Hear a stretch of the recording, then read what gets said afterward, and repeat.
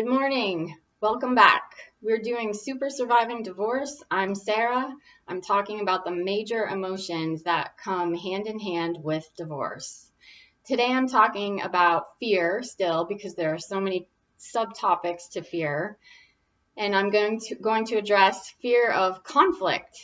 If you are a person, such as myself, that likes to keep the peace and keep things smooth and easygoing and avoid conflict, this is probably a helpful video to watch.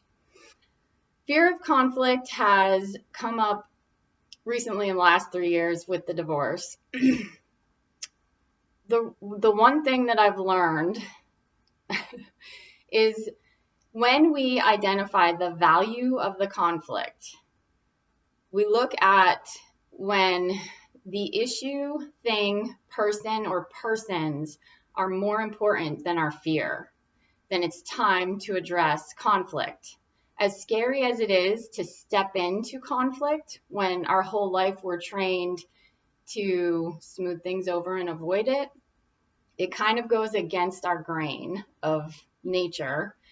So it can be uncomfortable. However, when something's on the line and you have everything to lose, whether that be your children's love, approval, and really the only approval we need is from ourselves. That's taken 46 years to learn. It can be a terrifying thing. However, when we do address conflict head on, rather than avoiding it, we can alleviate conflict in the future. I'll give you an example of that on a personal note. When I first started realizing I needed to get a divorce because it was healthier for my children and myself, I had to let an attorney go that wanted to, the first few questions were, was he unfaithful in the marriage? And did he do anything wrong? And as you know, Florida's a no-fault state. However, my first response was, I'm not going to start slinging dirt. I have to raise 3 young people with this man, and things need to be smooth, and we need to work together for the children. So the last thing I wanted to do was create conflict. What I did instead was agree to his terms, met almost all of his demands, and I avoided the conflict in the short term, but I really just pushed it out into the future for a much bigger conflict. So that was a huge learning mistake. Had I been brave enough at the time and saw things for what they were, I probably could have avoided a lot of stress and conflict, not only for myself, but for my little people or my young people.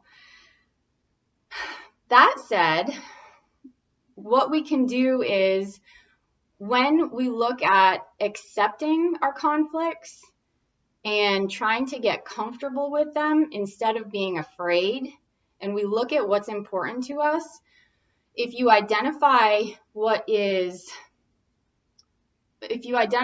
important in your priorities and what you want to accomplish, really, if you're making healthy decisions for yourself or your children, then that's setting a boundary. So we need to be precise, clear, and have very direct communication with boundaries, what we will and will not accept or live with.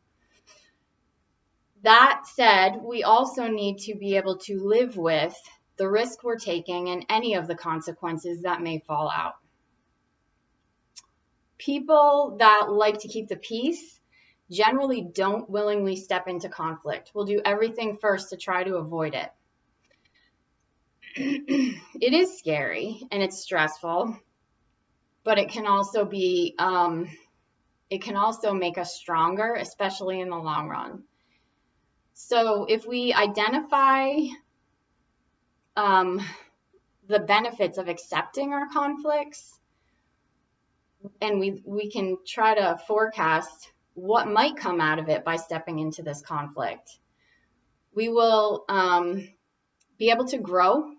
We'll find out how strong we are, what we're capable of, as in making healthy choices, not not destructive conflict. Like, I'm not talking knock them down, beat them up, drag them out kind of conflict. I'm talking about communication.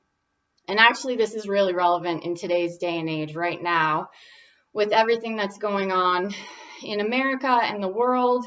And there's a lot of conflict, and it is brave and courageous to speak up for what's right and also for what is wrong, except we need to do it in a peaceful manner as much as possible, and also be firm and keep our boundaries and have our integrity in line. So we can still have conflict respectfully, and we can set our boundary.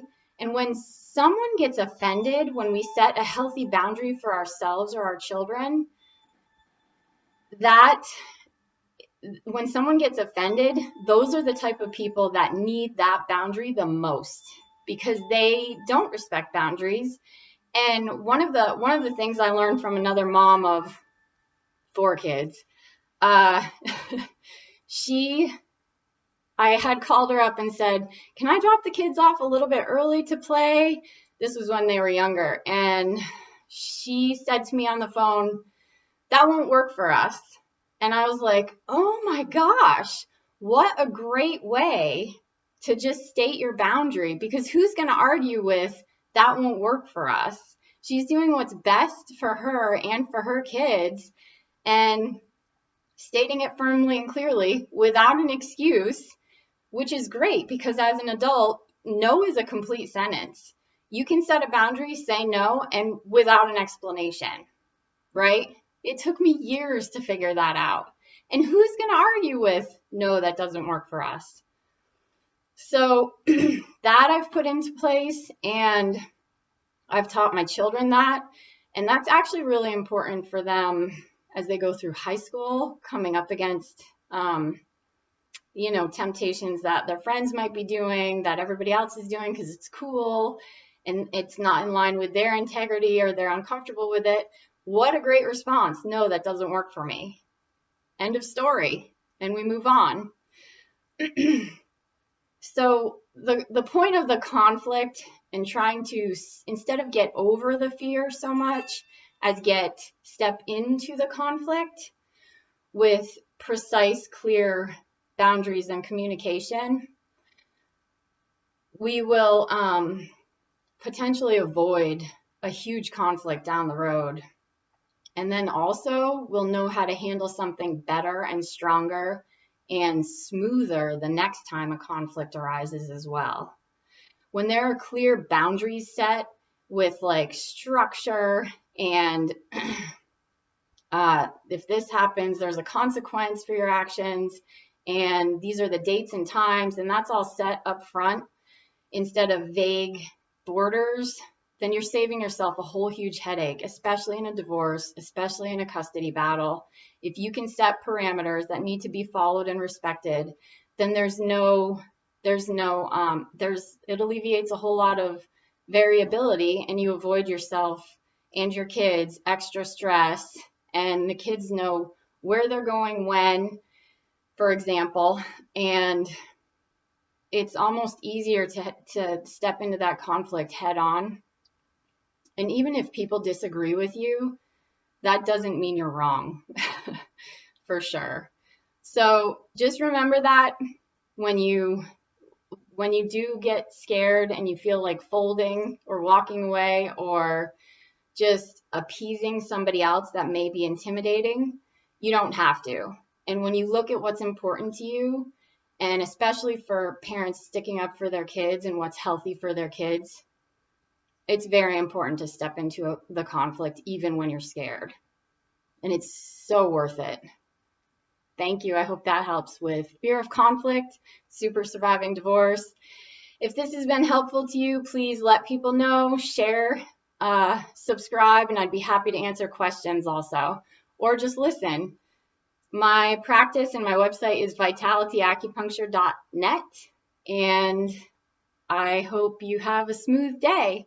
And remember, you're always stronger than you think and more capable than you know, and vice versa. And we learn as we go, and every day gets better, brighter, softer, and stronger. Little add-on I forgot to mention, this book changed my perspective on conflict. It's called The Art of Peace. And when you step into conflict, it talks about being a peaceful warrior. I always thought conflict was creating problems or causing problems. Really, that's not the case. If you're in it for the right reasons and your integrity is in line and it's to help make someone's life better or easier, then it's worth stepping into the conflict for. And actually, a peaceful warrior, which it talks about in this book, steps into conflict to maintain or reestablish peace. So, thank you and have a smooth day.